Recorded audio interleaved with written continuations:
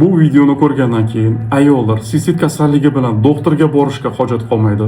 Uyda o'zlarini o'zlari davolay oladigan bo'lishadi va bu kasallikdan butunlay xalos bo'ladiki, qaytib bu kasallikka duch kelmaydi. Sistit har ikkita ayoldan bittasida uchraydigan kasallik bo'lib, urologga borishga uyalishadi, ginekologlar esa kasallikni davolay olishmaydi. Instagramdagi 1 daqiqalik videolar esa uyda davolanish imkonini bermaydi. Shularni inobatga olib, men urolog sifatida kasallik haqida video darslik tayyorladim. Unda siz kasallikni kelib chiqish sabablari, uni oldini olish usullari, kasallikni uy sharoitida tabiiy vositalar bilan davolash yo'llari, dorilar bilan davolash yo'llari, dorilarni ichish tartibi hammasi haqida bilib olasiz. Agarda u Sistit ayollar orasida ko'p uchraydigan kasallik bo'lib, har ikkita ayoldan bittasi umri davomida bir marta bo'lsa ham sistit kasalligi bilan kasallanadi. Erkaklarga sistit kasalligi tashxisi qo'yilmaydi. Sistit deb tashxis faqat ayollarga xos tashxis va ayollarga qo'yiladi. Erkaklarda prostatit bo'lishi mumkin, uretrit bo'lishi mumkin, lekin sistit degan tashxis faqat ayol kishilarga qo'yiladigan tashxis hisoblanadi.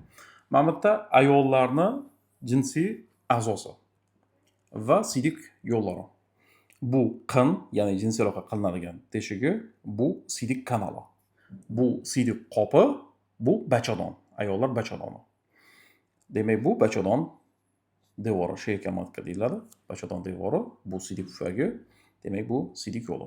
Demak, sistit ayollarda siydik pufagini, shilliq qavatini yallig'lanishi.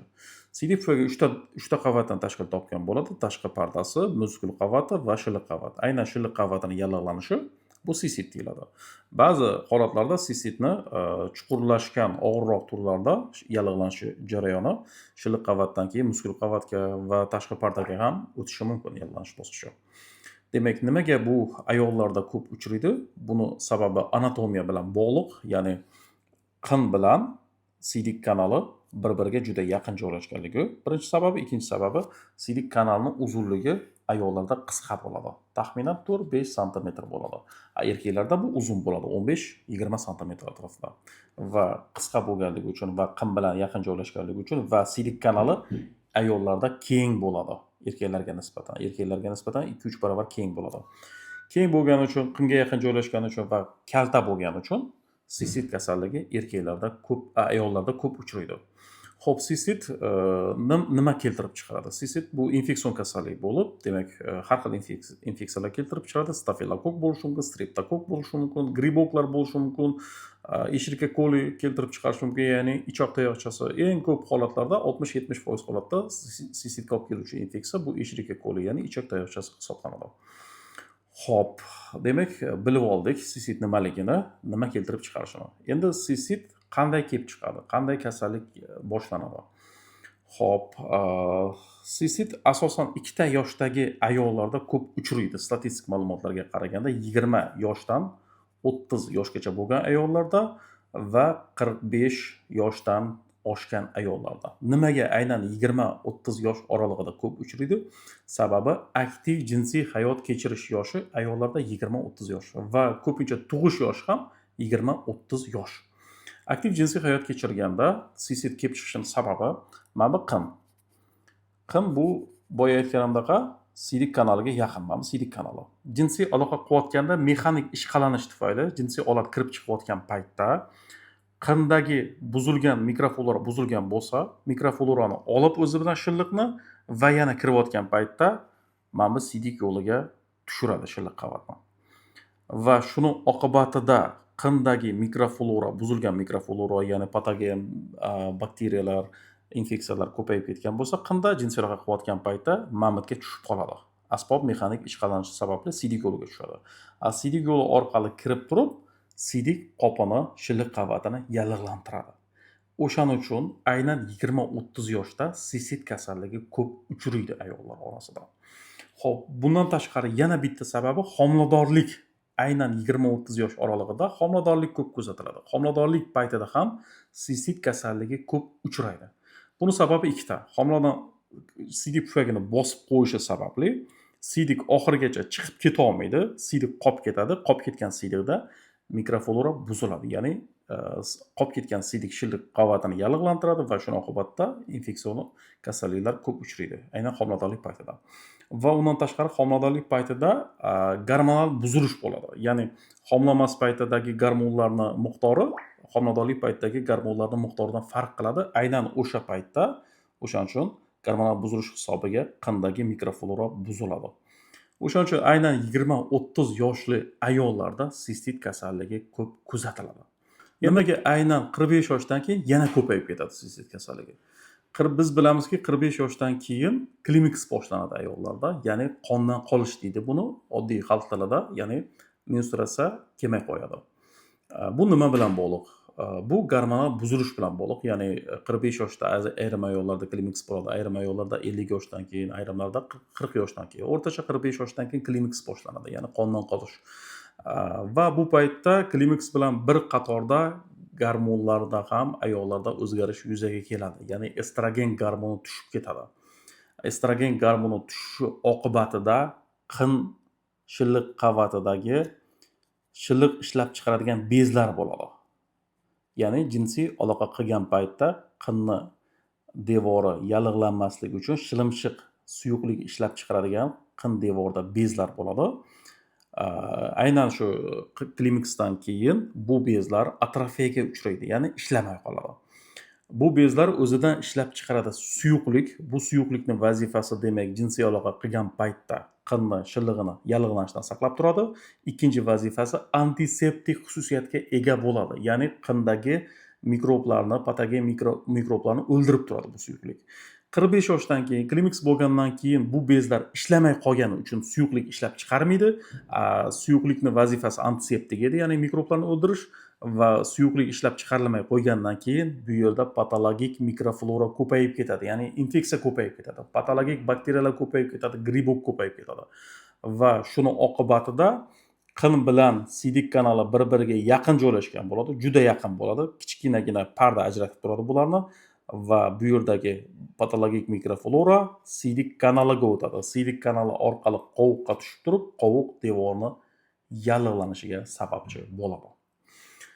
Ba'zi paytlari menga patsientlar keladi, bemorlar, ayol kishilar, men erim bilan jinsiy yaqinlik qilganimdan keyin sirazi bir necha soatdan keyin sistit bo'lib qoldim deb aytadi. Ya'ni erimda infeksiya bor, shu sababli erimni infeksiyasi menga yuqyapti, shu sababli men sistit bo'lyapman deb aytadi. Yo'q, aslida erida infeksiya bo'lgan taqdirda ham jinsiy yaqinlikdan keyin bir necha soat ichida sistitga olib kelmaydi bu infeksiya. Aslida infeksiya ayolning o'zida bo'ladi. Ya'ni qinda infeksiya bo'ladi, mikroflora buzilgan bo'ladi va jinsiy aloqa qilgan paytda boya aytganimdek betdagi infeksiya bu yoqqa o'tib ketadi. Jinsiy olat kirib chiqayotganda o'zi bilan infeksiyani olib chiqadi va qaytib kirayotgan paytda bu yoqqa ham kirgizib yuboradi. Shuni oqibatida ba'zi ayollarda jinsiy yaqinlikdan keyin sistit bo'lib qolishi kuzatiladi. Bu holatda ularni eri aybdor emas, o'zlari aybdor bo'ladi. Xo'p, demak sistit kasalligini kelib chiqishini bildik. Mikroblar sababli kelib chiqar ekan, 20-30 yoshda ko'p uchrar ekan, 45 yoshdan keyin ko'p uchrar ekan. Demak, 20-30 yoshda uchrashining sababi jinsiy yaqinlik bilan ko'p bo'lgani uchun va homiladorlik davrida gormonal buzilish bo'lgani uchun, 45 yoshdan keyin ko'p uchrashining sababi gormonal buzilish, ya'ni estrogen gormoni kamayib ketishi va qindagi bezlarning atrofiyasi bilan bog'liq. Xo'p, endi kasallikning belgilari nima? Kasallikning belgilari siyganda achishish, ya'ni betda shilliq qavati yallig'lanish hisobiga siygan paytda kuchli achish yuzaga keladi va ложный poziv, ya'ni yolg'on chaqiruv bo'ladi. Odatda qovuq to'lgan paytdagina miyaga signal yetib boradi. Ya'ni qovuq to'ldi, siyish kerak degan signal miyaga yetib boradi. Sistit bo'lganda esa ozgina qovuqda siydik bo'lsa ham, 5-10 ml siydik bo'lsa ham yolg'on chaqiruv bo'ladi. Ya'ni tualetga borgisi kelaveradi. Bu nima bilan bog'liq? Shilliq osti qavatida shilliq osti qavatida retseptorlar joylashgan bo'ladi. Mayda-mayda retseptorlar, bu nerv oxirlari deydi. Ya'ni shilliq osti qavatida retseptorlar qovuq to'lgan paytda ta'sirlanadi va miyaga shu retseptorlar orqali signal yetib boradi. Qovuq to'ldi, davay siyish kerak degan. Endi sistit kasalligida shilliq qavati yallig'langanligi uchun butunligi buziladi shilliq qavatni va retseptorlar ochilib qoladi usti. va qovoqda ozgina siydik bo'lsa ham mana bu retseptorlarni ta'sirlantiradi. Shuni hisobiga qovoqda to'lmasa ham, ozgina siydik bo'lsa ham miyaga signal ketaveradi. Retseptorlar orqali davay siyish kerak degan signal ketaveradi. Demak, siyganda achishish birinchi belgisi, ikkinchi belgisi ложный позыв, yolg'on chaqiruv. Uchinchi belgisi demak siydikni rangini xiralashishi. Siydikni rangini xiralashishini sababi har qanday yallig'lanish bor joyda, har qanday infeksiya bor joyda bizni organizmimiz o'sha infeksiya bilan qarshi kurashadi. Qarshi kurashgan paytda qondagi tarkibidagi leykotsit degan narsalar boradi o'sha yerga va leykotitlar o'lishi oqibatida bu yiring hujayrasi deydi. Siydikda yiring aralashib chiqadi. Ya'ni siydikning rangi xira bo'ladi, tarkibida yiring ko'p bo'lgani uchun, leykotsit ko'p bo'lgani uchun. Va ba'zi paytlari siydik bilan qon chiqadi. Agar sistit, o'tkir sistit bo'ladigan bo'lsa va shilliq qavatdan tashqari chuqurroq yallig'lanish kechadigan bo'lsa, muskul qavati ham yallig'lanadigan bo'lsa, unda siydik bilan ba'zi paytlari qon chiqadi. Xo'p, demak, klinik belgisini bilib oldinglar. Siyganda achishish, ложный позыв, siydik rangining xiralashishi va siydikdan qon kelishi. Xo'p, davolash. Davolashda biza sistitni bo'lib olamiz ikkita gruppaga. O'tkir sistit bor, surunkali sistit bor. Surunkali sistit bo'ladigan bo'lsa, buni uy sharoitida davolash imkoni bor. Lekin o'tkir sistitni men tavsiya bermayman uy sharoitida davolashni. Sababi o'tkir sistit bu kam uchraydigan kasallik, ko'pincha surunkali bo'ladi, kam uchrasa ham, lekin og'irroq bo'ladi va maslahatim doktorga ko'rinish kerak bo'ladi o'tkir fazasida. Surunkali fazasida uyda davolansanglar bo'ladi. O'tkir bilan surunkalini biz qanday ajratamiz? O'tkir sistitda demak, siydikdan qon kelishi bo'ladi. Achishlar kuchli bo'ladi va bemorlarda isitma bo'ladi.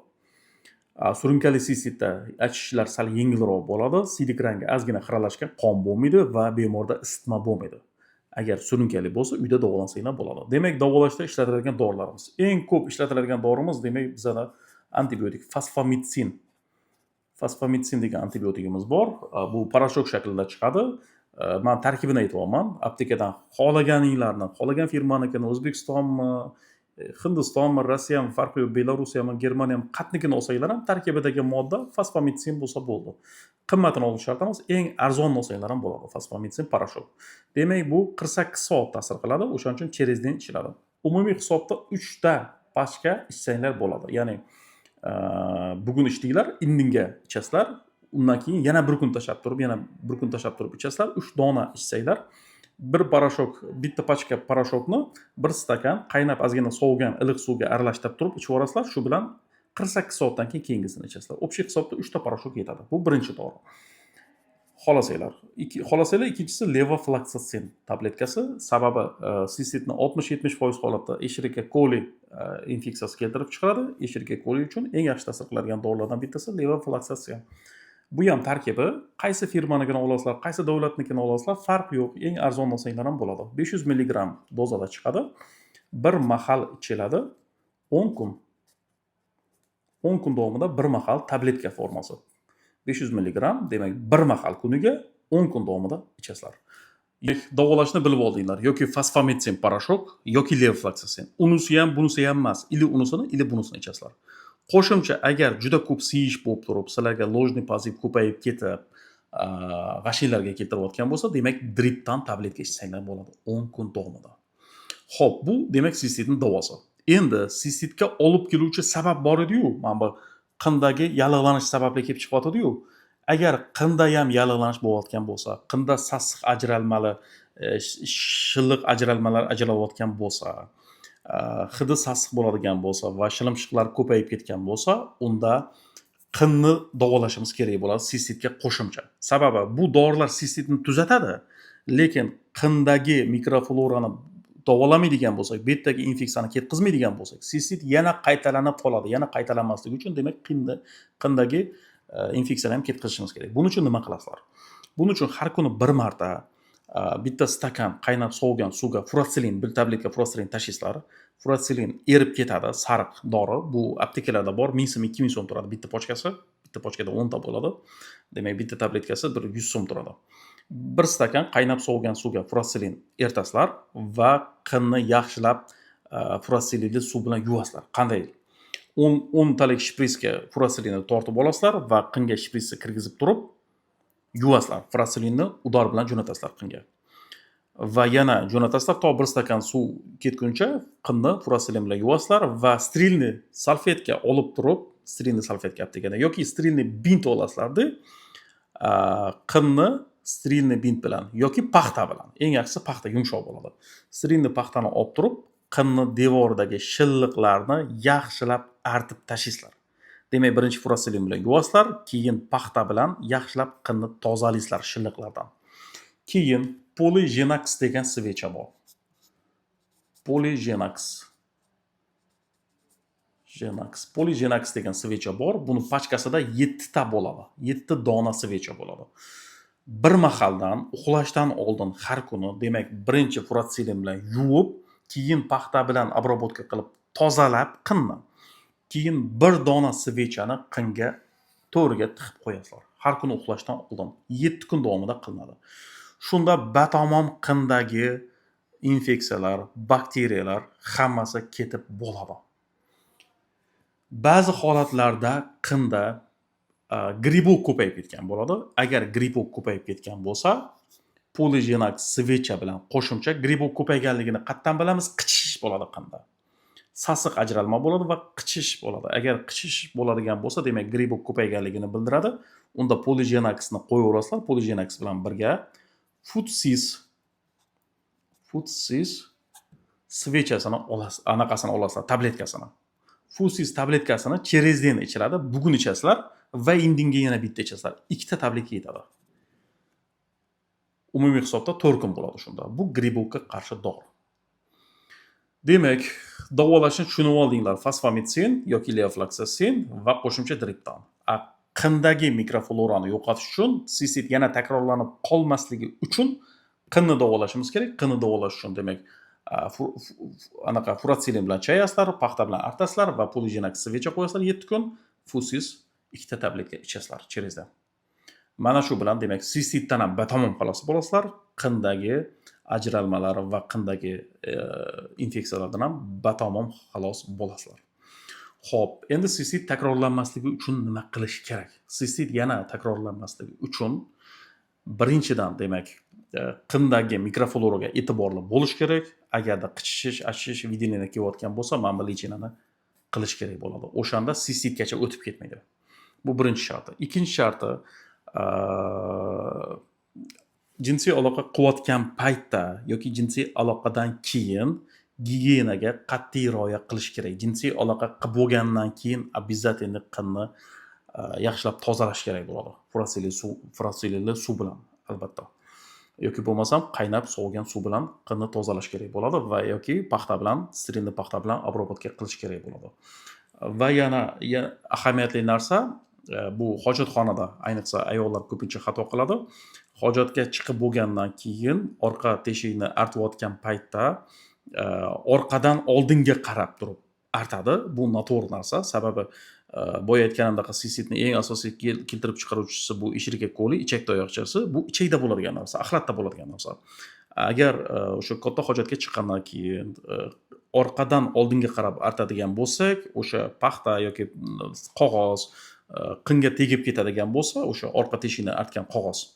Buni tarkibida juda ko'plab ishirka kolilar bo'ladi. Ishirka koli qinga tegib ketadigan bo'lsa, siydik yo'li orqali kiradi va sistitni keltirib chiqadi. O'sha narsaga e'tiborli bo'lish kerak. Orqadan oldinga qarab artmaslik kerak. Naborot oldindan orqaga qarab artish kerak bo'ladi yoki orqa teshikni yuvib tashlash kerak bo'ladi katta hojatga chiqqandan keyin. Va yana ahamiyatli narsa, sistit yana takrorlanmasligi uchun albatta immun sistema ham yaxshi bo'lish kerak. Vaqtida ovqatlanish, vaqtida uxlash, palapartish jinsiy aloqadan saqlanish, qindagi mikrofloraga e'tiborli bo'lish, shilimshiqlar ajralsa mana bu lechinani qilib turish sistit kasalligini qayta bo'lishini oldini olishga sabab bo'ladi. Bugungi video darsligimiz tugadi. Agar foydali bo'lgan bo'lsa, like bosib, obuna bo'lib qo'ying menga.